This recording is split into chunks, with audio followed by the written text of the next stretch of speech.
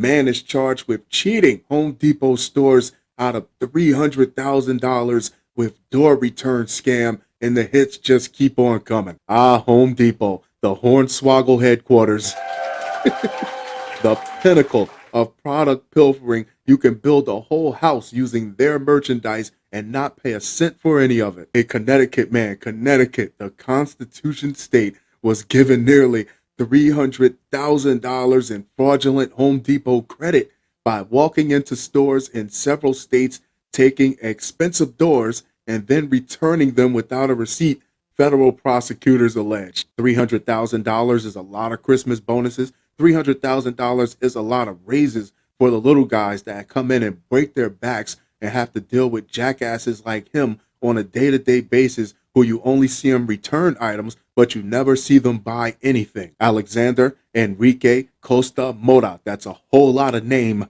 26, of West Hartford, Connecticut, was detained without bail after a judge entered non-guilty pleas on his behalf this week in federal court in Rhode Island to wire fraud and conspiracy to commit wire fraud, the U.S. Attorney's Office in Providence said in a statement Wednesday. Back in May, I caught the story where the guy stole $30,000 in flooring from Home Depot and sold it on Facebook. He would walk in, fill his cart with flooring, and tell the cashier he bought it all online. They will wave him right on through. It's all open net. There's no goalie. There is no line of defense. An email seeking comment was left with Costa-Mota's attorney. What is an attorney really going to say that's going to make his case look any better? Costa-Mota dressed to appear like a contractor and entered the stores empty-handed, prosecutors allege in court documents. He would then load a door or several doors worth hundreds of dollars each onto a lumber cart, then take them to the service department and return them without a receipt, authorities said. Right in your face. Loss prevention must have been in there playing Mario Kart on the security monitors that day. And every day prior to that, I mean, one or two doors slipping through is going to happen, but you let this man run up $300K across your whole company and nobody noticed anything. If the return was denied, he would take the doors without paying and return them at another store. Damn right.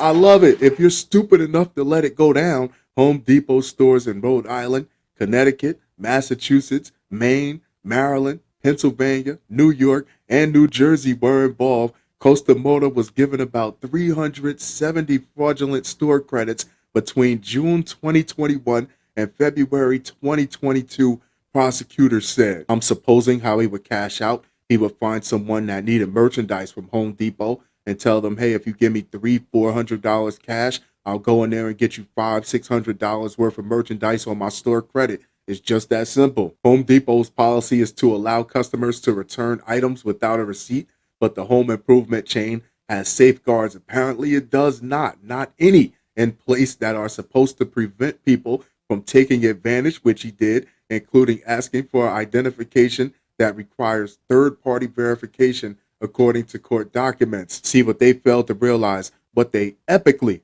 failed to realize, is this man is not a customer.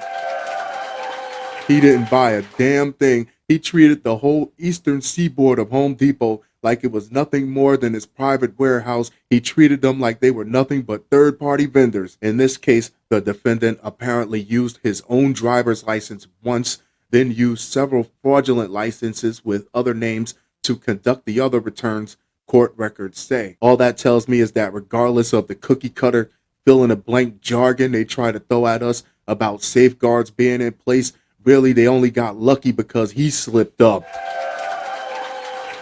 They can breathe a little easier that it was only $300,000 and not $3 million. According to Home Depot's website, we require a valid driver's license or government-issued photo identification for non-receipted returns and returns generated from purchases made with store credits. The Home Depot uses a third-party refund verification system. Sounds fancy. All returns are subject to verification system approval. That might make for sweet reading for the website. It might even sound good when you stand up and say it in front of people, but nothing changes the fact that you let that man walk out your store with 370 fraudulent store credits. Not one or two, hell, not even 50. So when heads roll it should start at the head of that security department. A voicemail and an email seeking comment were left with Home Depot. They do not want to talk to anybody about this. You know they don't.